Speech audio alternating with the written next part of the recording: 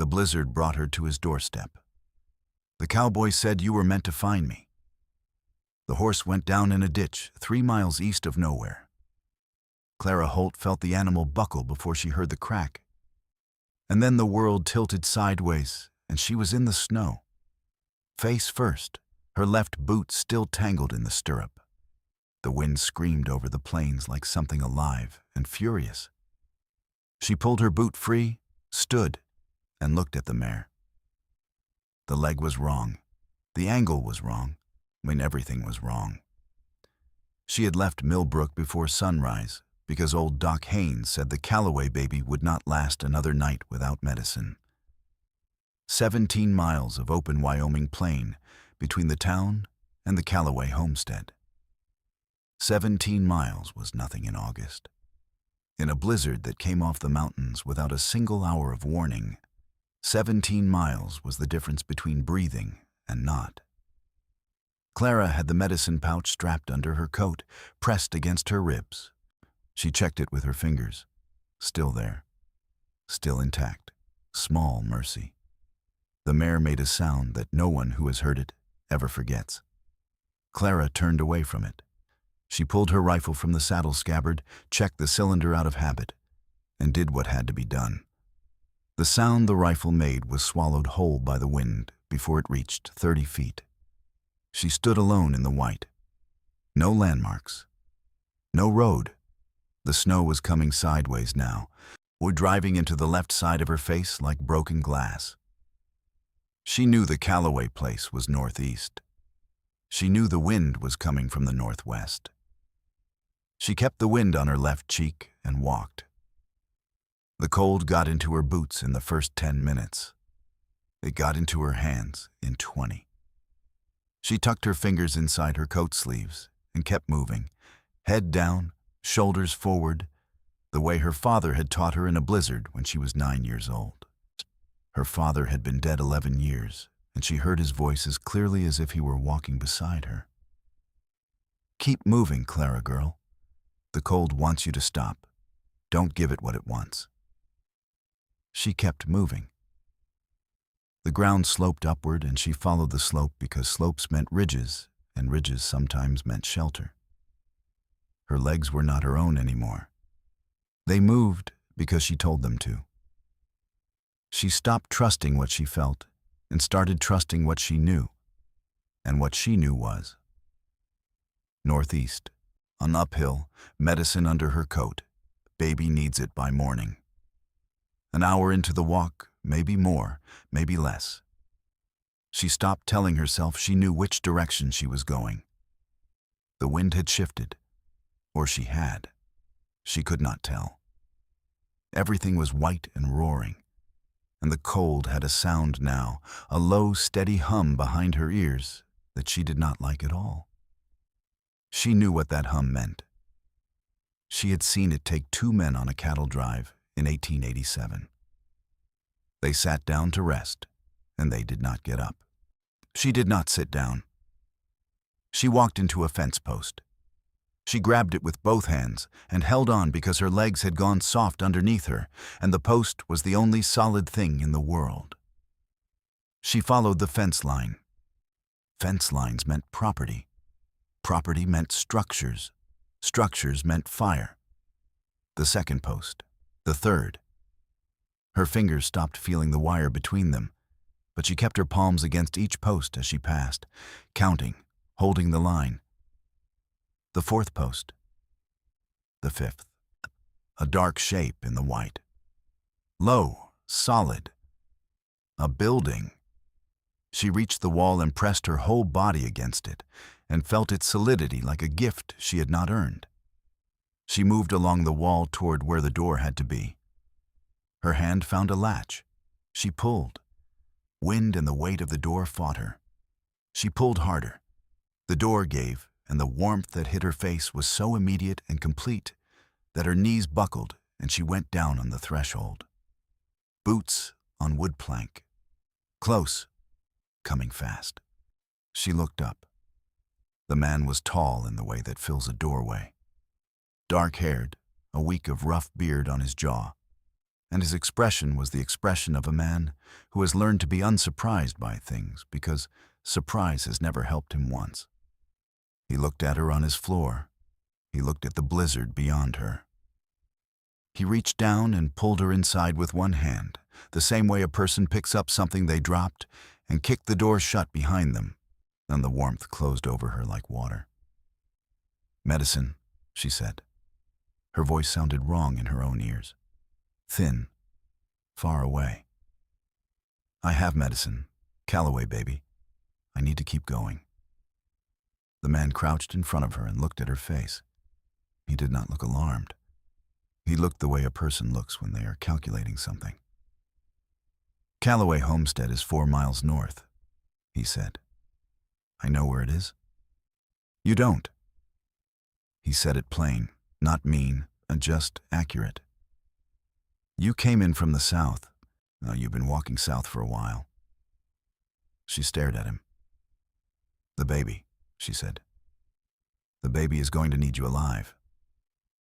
He stood. "You need to be warm before you go anywhere." She wanted to argue. She looked down at her hands. Her fingers were white at the tips, the color of candle wax, and she could not feel them at all. She did not argue.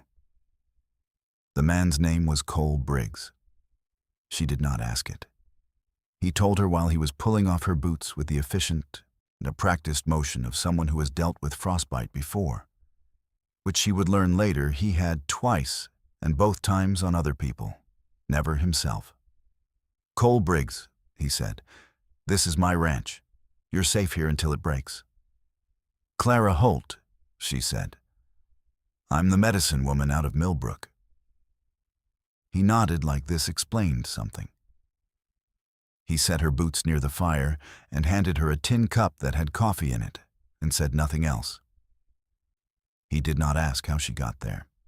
He did not fill the silence the way people fill silence when they are nervous. He moved around his small house with the economy of a man who lives alone and has learned to be enough company for himself. The fire was large and good.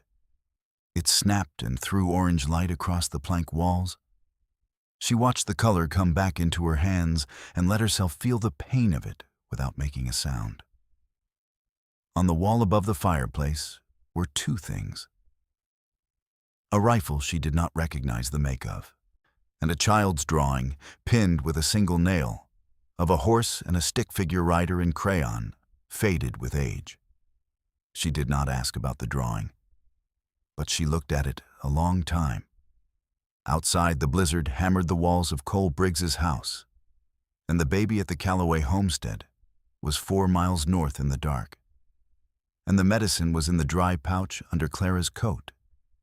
And Cole Briggs put a second log on the fire without being asked and did not say a single unnecessary word. Clara Holt had been in 100 difficult situations in her life.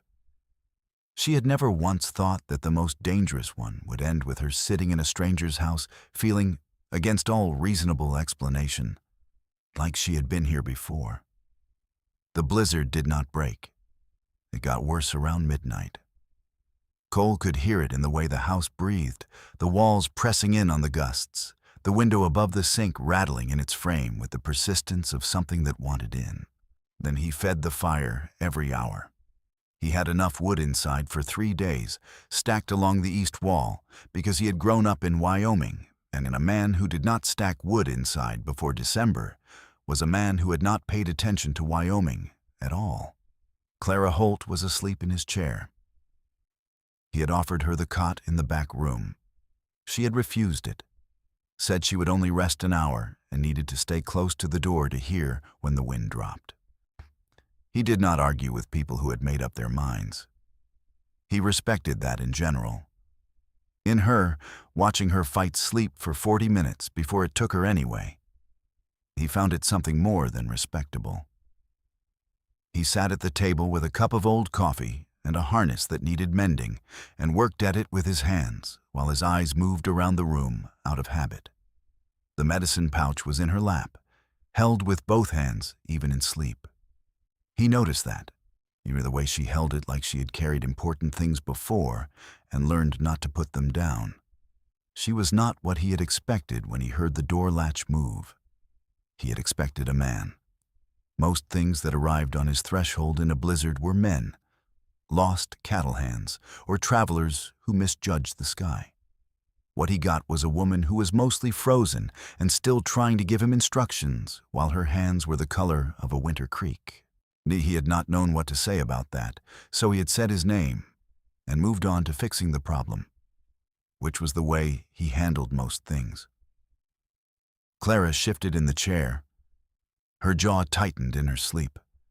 Her hands pressed harder on the medicine pouch. Cole looked back at the harness. He had been on this ranch for 9 years, since he was 24, and his father had left it to him with a deed, a decent horse, and a debt that took 4 years to clear. He had cleared the debt, fixed the south fence, improved the herd, and built the additional barn with his own hands and 3 weeks of borrowed time from his neighbor Pete Duval, who lived 6 miles west and was the closest thing Cole had to a friend, if you counted friend loosely. He did not count it loosely. Pete was a good man. There had been a woman once. Her name was Helen. She had come out from Ohio with her sister's family, and she had stayed 18 months, and then she had gone back to Ohio with the simple explanation that Wyoming was not what she had thought it would be, and Cole had not been what she had thought he would be, and she wanted a different kind of life. He had not blamed her. He still did not. But 9 years of mostly alone had shaped him into a man who noticed things he did not say aloud. And what he noticed now, us watching Clara Holt sleep in his chair with a death grip on a medicine pouch and a stubborn line to her jaw, even unconscious, was this. Some people move through the world like they are fighting it. And some people move through the world like they simply expect it to work with them. Clara was the second kind, and that was rarer than it sounded. She woke at 2 in the morning all at once, the way people wake when they meant to stay alert and are angry at themselves for failing. She sat forward. Maz looked at the window, listened. Still going, Cole said from the table. She looked at him. She had forgotten for a half second where she was. He could see it in her face.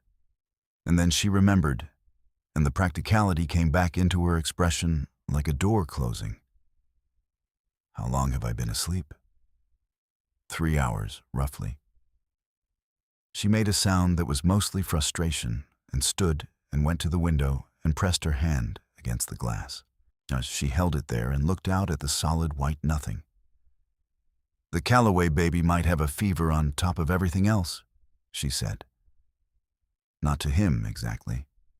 Just out loud the way people think when the thinking gets too heavy to keep inside. If the fever's high enough, the medicine might not be the first problem. Lou Calloway is a steady woman, Cole said. Clara turned from the window. You know them? I know everyone within 10 miles. It's not a crowded country. He paused. Lou Calloway kept that household running through 2 hard winters when her husband had his back injury. She's not going to panic. She'll know what to do until you get there. Something in Clara's shoulders changed. Not much, but enough. She came and sat back down. Not in the chair this time, but at the table across from him. She looked at the harness in his hands. You men tack at 2 in the morning? Hands need something to do, he said. Otherwise, I think too much. She looked at him with an expression he could not fully read, which was unusual. He was generally good at reading people. What do you think too much about? She asked. He considered lying. It was the easier option, and he was tired. The things I should have done different, he said. And whether different would have been better or just different. She was quiet for a moment. That's an honest answer. Didn't see the use in another kind. She reached out and picked up one end of the harness, looked at the cracked stitching with the focused attention of someone who knew what they were looking at. "You've got a broken keeper loop here too," she said. "You'll need a curved needle for that part." He looked at her. "You mend tack?" "My father had horses. I grew up mending everything." He got the curved needle from the tin box under the table and handed it to her. She threaded it without asking for help and started in on the keeper loop with small, tight stitches that were better than his. They worked across from each other at the table while the blizzard ran itself against the house, and the fire held, and the night moved toward morning at the slow-paced night's use, when they know you are waiting on them. Somewhere around 3 o'clock, she asked him how long he had been on the ranch. He told her 9 years. She asked if he had family nearby. He said no. She did not ask more than that. She seemed to understand that some answers were the whole answer and not the beginning of a longer one. Around 4, she said, "The wind changed." He heard it a moment after she said it. The hammering against the north wall had shifted, lighter now, uneven. The blizzard was fraying at its edges. They both looked at the window. The darkness outside was still absolute, but the sound was different. And the sound was a storm that had remembered it was going to have to end. "Another 2 hours," Cole said. "I'll be ready." He believed her. He had believed her since the moment she said the word medicine on his floor with her hands ruined by cold and her eyes entirely clear. He picked up his end of the harness again. She picked up hers. Outside, the blizzard began, slowly and without ceremony, to let go. The light that came with morning was thin and gray and honest. Clara had been up for an hour before the sky showed any color, checking her medicine pouch, working her fingers to make sure the feeling had fully returned, eating the bread and dried beef that Cole had put on the table without comment and without ceremony. She ate all of it. A person who had walked 3 miles through a blizzard and was about to walk 4 more did not leave food on the table. Cole had his horse saddled before she asked. She came out of the house into the cold and found him in the yard with a solid brown roan already bridled and a second saddle laid over the fence rail. "I can walk," she said. "I know you can." He picked up the second saddle. "I've got a spare horse in the barn that doesn't get enough use." The spare horse was a gray mare, short and wide and sure-footed, with the kind of calm eyes that suggested she had seen worse than a foot of fresh snow and held no particular opinion about it. Clara liked her immediately. They rode northeast. The snow was deep, but the storm had moved east, and the air was cold and still in the way that comes after a hard thing has finished. The sky went from gray to pale blue as they rode, the sun coming up flat and winter bright over the white plain. And the whole world looked remade, which it was. Cole rode without talking, which she appreciated. She had met enough people in her work who filled silence, because silence made them uncomfortable. She had learned that the people who could leave silence alone were almost always worth knowing better. She thought about the drawing above his fireplace, the child's crayon horse. She had not asked, she would not ask, but it lived in her mind with a specific weight. The Calloway homestead came into view after 40 minutes, smoke rising from the chimney in a straight, windless column. A good sign. Lou Calloway met them at the door. She was a square-shouldered woman of about 40 with the look of someone who had spent years solving problems and expected to spend years more doing the same. "I knew you'd come," Lou said to Clara. Her voice was steady. Her eyes were tired. "I knew you'd find a way. How is the baby?" Clara was already inside, coat coming off, hands on the medicine pouch. "Fighting," Lou said. "She's been fighting all night." The baby's name was Nora. She was 7 months old, and she was, as Lou had said, fighting. Clara worked for the next 2 hours, quiet and focused, the way she worked when the work was serious. She mixed the medicine, measured it, administered it in small, careful doses, checked the baby's temperature with the back of her wrist against the small forehead every 20 minutes. Cole sat outside in the cold with Lou's husband, Frank Calloway, who had a bad back and a good face, and who offered Cole coffee and conversation in equal measure. Cole accepted the coffee, where he listened to Frank talk about the storm, about the fence sections that had probably come down on the north pasture, about his worries for the herd. Cole gave his opinion when it was useful, and was quiet when it was not. Inside, Nora Calloway's fever broke at mid-morning. Clara came to the door and said so. Just those words. Lou covered her face with both hands for a moment, and then uncovered it and said, "Thank you." And the words had the weight of something much larger than 2 syllables. On the ride back, the sun was fully up, and the snow threw the light around in ways that made the plain look like it was made of something other than dirt and grass. Clara rode the gray mare and watched the way the light moved and felt the particular tiredness that comes after hard work that ended well. "You've done this before," Cole said. Not a question. 14 years, she said. Started writing calls with my father when I was 16. It took over when he couldn't anymore. Hard life. "It's mine," she said. Not defensive, just precise. He nodded. They rode for a while in silence. A hawk turned slow circles over the white field to their left. The horses moved through the snow at an easy walk, their breath coming in small, steady clouds. "The drawing above your fireplace," Clara said. She had told herself she was not going to say it. She said it. Cole was quiet for a beat.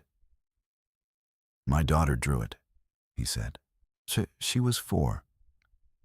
Clara waited. "She lives in Billings now, with her mother." Another beat. "I see her in the summers, sometimes at Christmas when the weather allows." Clara did not say she was sorry. The word sorry had always seemed to her like the wrong shape for the things it was asked to carry. She said, "She drew a good horse." Something changed in his face. Not much. "Enough." "She did," he said. They reached the fence line of his property. The gate. He leaned down and opened it from the saddle without dismounting, a small practiced motion that came from years of it, and held it for her to pass through. She passed through. He followed and latched it behind them. The ranch house was visible now, sitting solid in the white. Smoke coming from its chimney, looking exactly like the kind of place that had held through a hard night and expected to hold through the next one, too. Clara reined in the gray mare and looked at it for a moment. "I should start back to Millbrook," she said, "once I return your horse. Roads will be bad until midday." He stopped his own horse beside her and looked at the house with her, the same direction, the same angle. "You could eat first?" She looked at the house.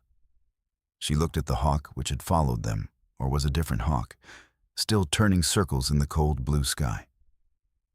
"I could eat first," she said. They put the horses in the barn. He showed her where the brushes were without being asked to. And they brushed the horses down in the warm dark of the barn, side by side, working in the efficient silence of 2 people who know how to take care of an animal. When they came inside, the house was warm, exactly as she had left it, the fire down to coals, but still going. He added a log. She sat at the table, the same chair as before, and watched him work at the stove with the same economy of motion he applied to everything, and no wasted movement. Nothing performed for an audience. She picked up her coffee cup from the night before. It was cold. He noticed and took it from her and refilled it without a word. She wrapped both hands around the warm cup. Outside, the winter sun moved across the snow, and the light in the windows shifted from white to gold, and Millbrook was still there, 12 miles south, with its needs and its calls and its 14 years of her life. It would wait 2 more hours. She drank her coffee. She stayed. Cole Briggs did not think of himself as a man who got second chances. He had made his peace with that somewhere around his 31st birthday, which he spent alone on the North Ridge checking a fence line that had come down in an early frost. He had made the decisions he had made. Helen had gone back to Ohio. His daughter, May, sent him drawings in the mail and visited in July, and called him Daddy in a voice that was different every year because children grew whether you were there for it or not. He had built his life into something steady and self-sufficient and mostly fine. Mostly fine was enough. Most people did not get mostly fine. Then a blizzard came off the mountains and delivered Clara Holt to his door like the weather had been reading a list of things he had not known he needed. He did not say that to her. He was not a man who said things like that. She came back the following Tuesday on a brown horse he did not recognize, carrying a tin pot covered with a cloth, and knocked on his door like she had an appointment. "I make a stew when I owe someone something," she said when he opened the door. "You kept me alive, and I used your best needle on that harness." Seemed like a stew was the right answer. He stepped back and let her in. They ate at the table, and she told him about Nora Calloway, who had been examined yesterday and was gaining weight and making the noises babies make when they have decided to stay. Clara told the story plainly. No embellishment, facts in their right order. But he could see the satisfaction in her when she talked about the baby, and it was the satisfaction of a person who does work that means something and knows it. He told her about the north fence he had repaired since the storm. 2 sections completely down. Frank Calloway had sent his oldest boy over to help with the post setting, which had been generous of Frank and which Cole had appreciated more than he'd said to the boy. "You don't take help easily," she said. He considered denying it. "No," he said. "Neither do I." She ate. "I've been told it's a problem." "Probably is," he said. She looked at him with that expression he still could not fully read, though he was closer to it now than he had been at 2 in the morning with a harness between them. "You're honest," she said. "I said that." "You did." She picked up her coffee. "I keep meeting people who say they're honest, and then say whatever is easiest. It's refreshing when someone means it." He did not know what to do with that, so he ate his stew, which was very good.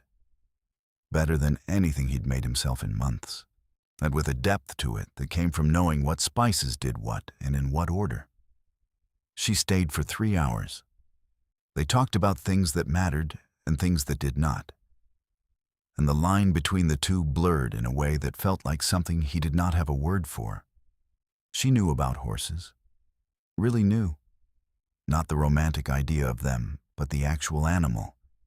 Its moods and its medical needs, and the way a horse's ear position told you more than its behavior half the time. She had an opinion about everything, and delivered each one with the same level tone whether the topic was infant medicine or fence post material, which he found both efficient and quietly funny. When she stood to go, she said, "I'll be back through this way next week.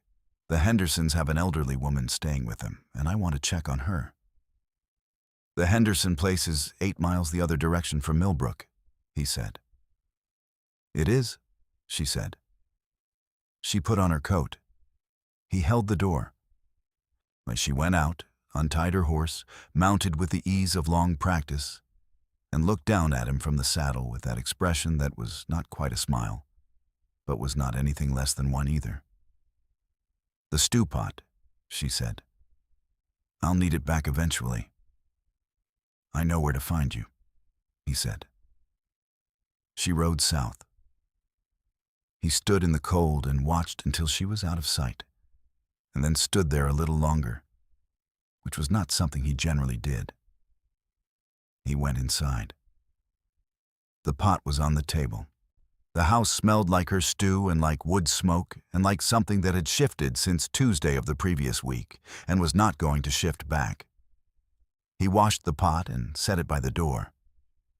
The following Tuesday, she knocked. He had the coffee on. It went like that for 8 weeks. Tuesdays mostly, sometimes a Thursday. She brought things, food or a book she thought he might like, or once a bottle of medicine for a horse cough she had noticed in his roan on her second visit. He gave things back, a repaired bridle, help moving a stuck gate on her rented property line. And one evening in February, when she mentioned that the roof of the small storage building behind her Millbrook office had a leak, he showed up Saturday with materials and fixed it while she saw 3 patients and came out at noon to hand him a sandwich and look at the work. You didn't have to do that, she said.